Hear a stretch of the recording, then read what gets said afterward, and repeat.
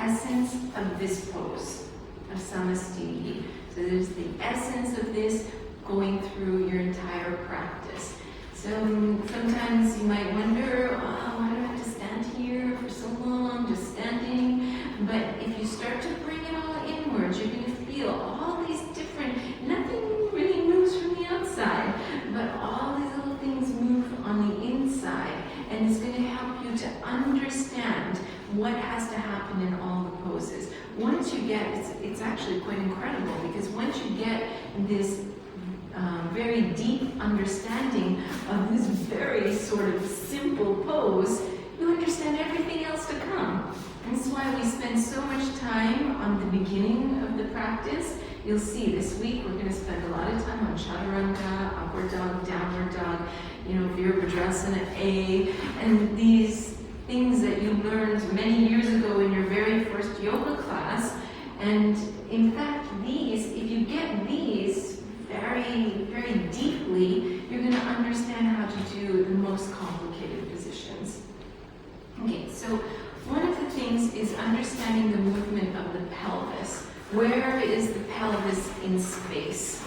So this is what I meant by saying that the standing positions are actually very useful for understanding Mulanda, because when you're sitting, the pelvis is locked, right? You're sitting bones are on the ground, the pelvis is stuck on the ground.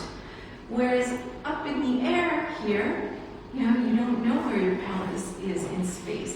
So your feet, your heels are close together, but not squished together, just comfortably close together. Then you're going to take your big toes, and you're going to try to stretch them forward and push them down to the floor. Then you're going to take your little toes and reach them out and down to the floor. And then you're going to spread all the toes in between. Okay.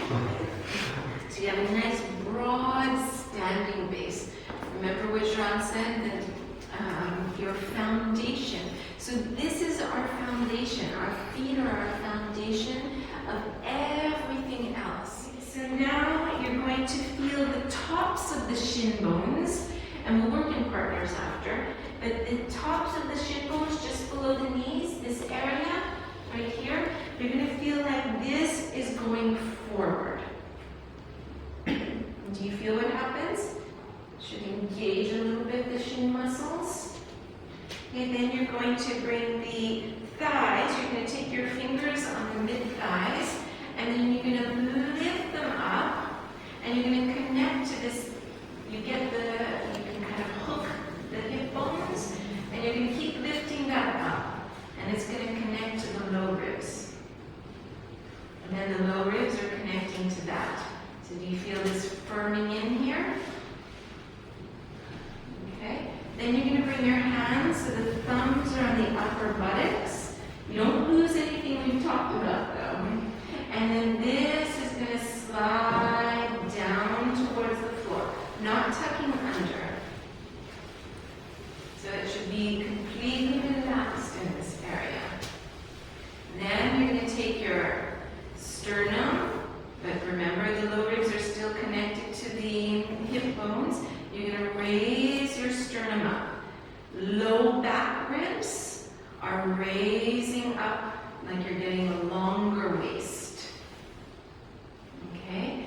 Then the shoulders are more of a relaxed position, so the collarbones are broad, but you're not trying to squeeze the rhomboids. You're not trying to squeeze the shoulder blades together.